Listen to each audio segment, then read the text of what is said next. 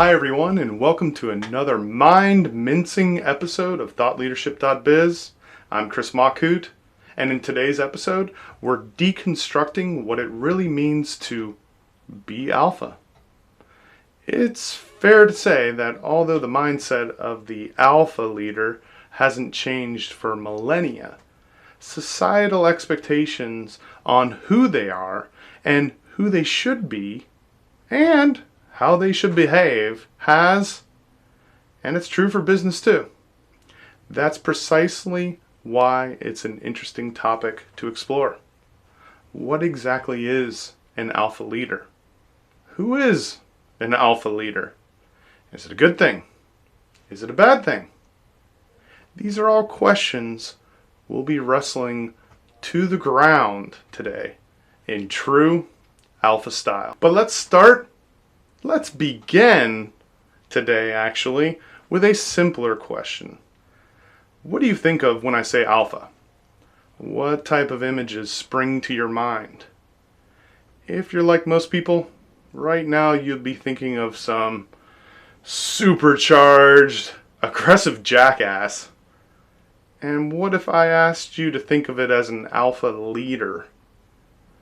Now you're probably imagining some douchebag boss, a big-headed bully who throws their weight around and tries to dominate everyone around them. And in many ways, you'd be right. Alpha leaders share many traits and are generally seen in a negative light. Now more so than ever. But just like everyone else, alphas are complex characters, not two-dimensional caricatures, and we can learn a lot from them because of channeling your inner alpha. Harnessing its potential has the power to upgrade both yourself and others in your community or organization. All being an alpha really means is having an edge that other leaders don't, having a drive that other leaders don't, and having a tenacity that is absolutely unquenchable and unstoppable. It's the combination of all three of these elements: edge, drive, and unquenchable and unstoppable tenacity that gets things done nowadays. Gets you ahead in business and drives society forward. That's what makes the difference between an average and an alpha.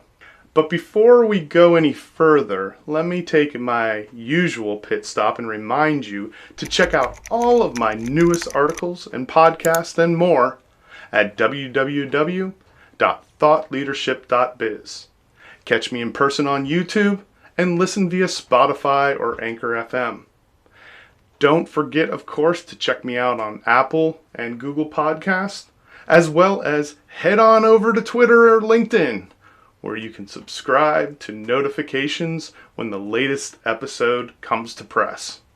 Right now, let's talk about where this term alpha actually came from and what it really means.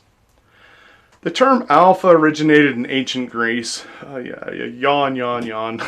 Those classicists among you will know it's the first letter of the Greek alphabet. The idea is that alpha always comes first. It's always ahead. It's always leading. You might be interested to know, too, that the English word leader comes from the Old English word lithen, which literally means go or go first. The root of the word is closely associated with the words power and command, but has no association with dominance, which is why alpha leadership is different. Leadership in and of itself is so much more than being just number one. It's about leading the way by collaborating effectively with others, which is something many alphas find difficult or even impossible to do, which is where it can go horribly wrong. Highly capable and intelligent, successful males make up about 70% of all senior execs in the US. They're used to being the top dogs and want to stay that way. These guys are always natural leaders. And they really almost have a superhuman ability to withstand seemingly overwhelming stress and even stay focused on their goals and make things happen even when they seem utterly impossible. And we're not just talking about the guys here either. Let's not forget the remaining 30% of the alpha leaders out there, the females. I've met some of the alpha females who reduce boardrooms badasses to big bubbling babies. Try saying that 3 times quickly. And strike the fear of God into anyone who dares defy them. I've also met some alpha females who are just opinionated, driven, and capable as their male counterparts, but are far more clever about getting what they want.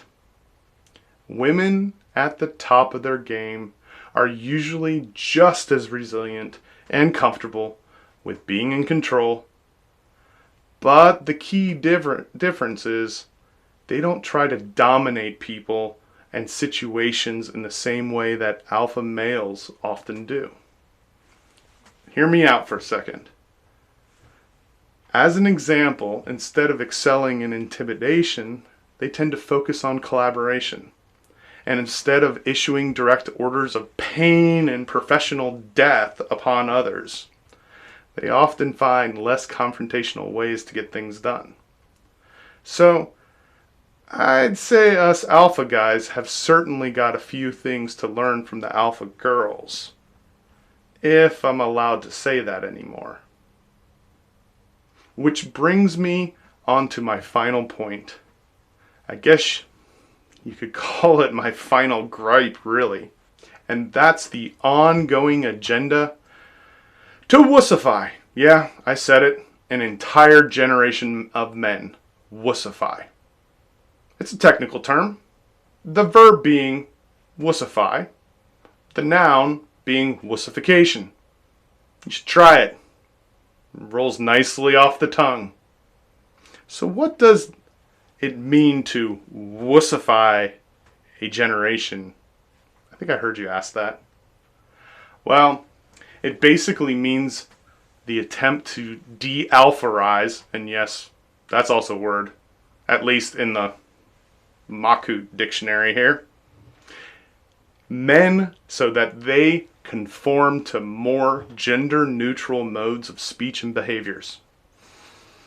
It's no longer okay, apparently, to be an alpha male, as it might offend someone, which is a shame. And actually, quite offensive in itself, right?